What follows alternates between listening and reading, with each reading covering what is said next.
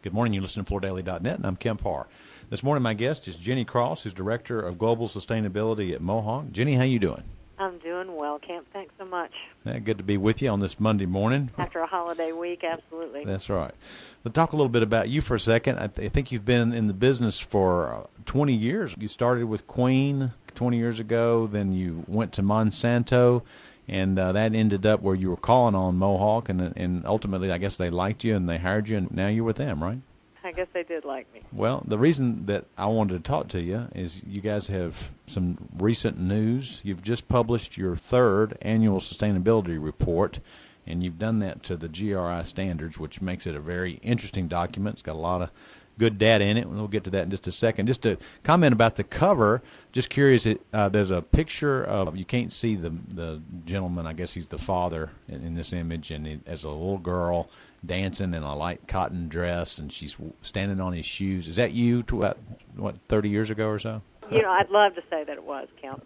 It's not quite that dated of a photo. Let's put it that way. It'd probably be in black and white if it were back that far. Yeah, I think it is a dated photo, but one of the neat things that you're talking about there, we just through the imagery, you've got the old shaker coffee table in the background, got a beautiful Karastan rug on the floor, and then hardwood underneath it. So it talks a little bit about the heritage of who Mohawk is, doesn't it? Yeah, absolutely. Absolutely. Not only that, but, you know, the breadth of the floors that we cover and the people that we touch. So that's the intention.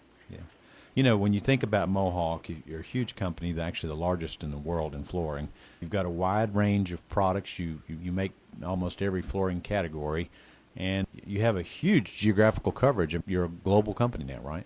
We do. Yeah, we definitely do. And that's what is always challenging about doing a report of this magnitude is we're pulling in everything, you know, from Malaysia to Russia, Mexico, the U.S., Canada. Everything that we do is going to be in this report. So, yes, it's been a lot of fun for me because you do truly understand the scale of Mohawk Industries as a whole and the impact that we have. So, yeah, it's definitely it's a challenge.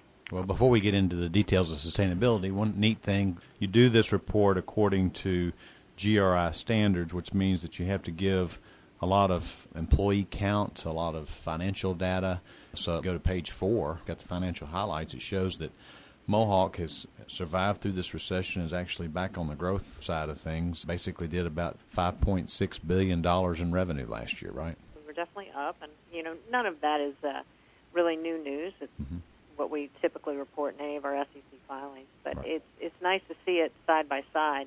You know, part of sustainability is obviously the profitability. If you're not a profitable company, you're by definition not sustainable.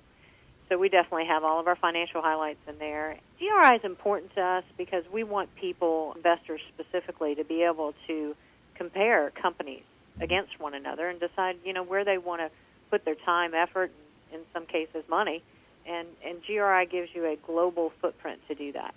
Now, as you go through there, a company like Mohawk would only report the things that are really material to their business, and that's even in a 74-page document. That's what we've done here. Right.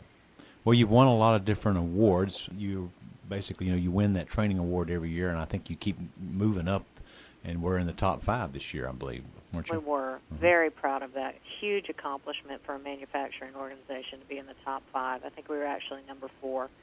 Big, huge kudos to our training team on the work that they've done and how it has been recognized. That was a really big deal for that group. You know, we just finished our 20th anniversary Floor Focus magazine, and we look back at what the whole industry looked like 20 years ago, and Mohawk was, I think, number 13, and now you're number 1. You know, it's definitely interesting, you know, coming up on that 20th anniversary for me as well, to look back and see where this industry was. I mean, as you said, I started with Queen, which is obviously now folded in with Shaw Industries. You know, I give full credit to Julian for hiring me, by the way.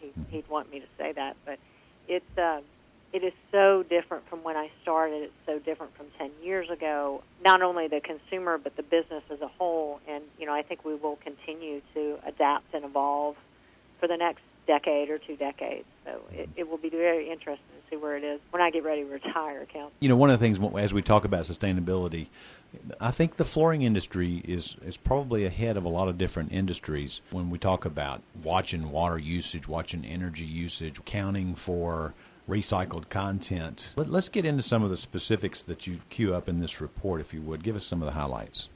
Sure. And I agree with you. I think we are ahead. I think sometimes we don't give ourselves enough credit for that. But I think if you step outside of our industry, they do look to flooring as being a leader in the space, and I think that's something we should all be very, very proud of. Just a couple highlights. We focus our sustainability efforts around three primary buckets. We have our product side of things, we have our people side, and then we have the process. And by process, I mean our energy use and our water and our waste to landfill and those different measurements. But it's important that you have the people component and obviously the profitability that we talked about before, because it is all interconnected. And unfortunately, I think some people still think of sustainability as just being the environmental part, often called planet. But it's so much more than that. Because if you fall short on anything, Kemp, if you fall short on the people side or the profitability side or the environmental side, you're not going to be long-term successful. So, it's very important to have a delicate balance on all of those things. We've done tremendous things on the people side of our organization with our Healthy Mohawk programs, which are our wellness programs that we've had across the U.S. and now into Mexico. Our employees together have lost 3 tons of weight over the last year, so it's been pretty incredible to watch how that has developed and how people have taken it and run with it. But to be able to go to a local clinic and have not only a cost savings to you as an employee, but really a health and wellness program, it's been really nice to see, and we've seen a lot of movement there. We've talked about the training side of things. As an employee here, to be able to say, at my fingertips, I've got any online training or book training that I need to be able to do my job. Not only that, but to extend my knowledge base. It's really important, and it's really important to employees to have that there. Obviously, we're big contributors within our communities, more than $3 million in our communities through our employees and our company contributions, and that's across the global enterprise again. And one thing that I'm really sensitive to, particularly in this region, is water use. You've experienced, as I have the last number of weeks, 104 degrees, 107 degrees. If we look at our water usage, again, with a carpet organization that uses a lot of water to dye, we have been able to reduce that by 30%, over 30% in the last 6 years. And that's 1.13 billion gallons of water that we've taken out of the process. That's a huge accomplishment for us, one that I'm particularly proud of, and one that, again, I'm very sensitive to. Those are just a couple highlights. We've done a lot of work in the waste stream management area. We've got one of our Mohawk home plants that is so close to being a zero-waste facility that I think basically we've got a couple lunch wrappers left in the break room. That's about all we've got left there. We're making great strides in finding places to put our waste, send our waste, and definitely not have it wind up in the landfill. Well, like you said, it's about a 74-page book, and it's very good reading. I mean, for one thing, it doesn't just talk about the green side of the business. It talks about the whole business strategy of the business. It's got a Q&A with Jeff Lorberbaum and Bill Kilbride, which is very interesting. So, I recommend that anybody that's in this industry take a look at it. It gives your employee count, which is roughly 25,800 people. I think people should look at it. Tell people how they can find it and look at it. Well, one thing that's important to me to start is that we put out a report every year. If we don't put out a report that's a fun read, nobody's going to read it. Yeah. And there are some out there, trust me, that are not fun reads. But, I've pride our report on being something that's at least enjoyable reading.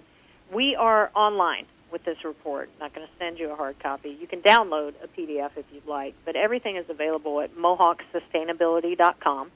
2011's report is up there today. All of the data that you mentioned, all of the highlights, some nice feature stories. We also have a number of videos on there as well. When we look at our stakeholders, Kemp, again, we've got our employees that are a stakeholder. We've got our customers that are obviously very important stakeholders. We have investors.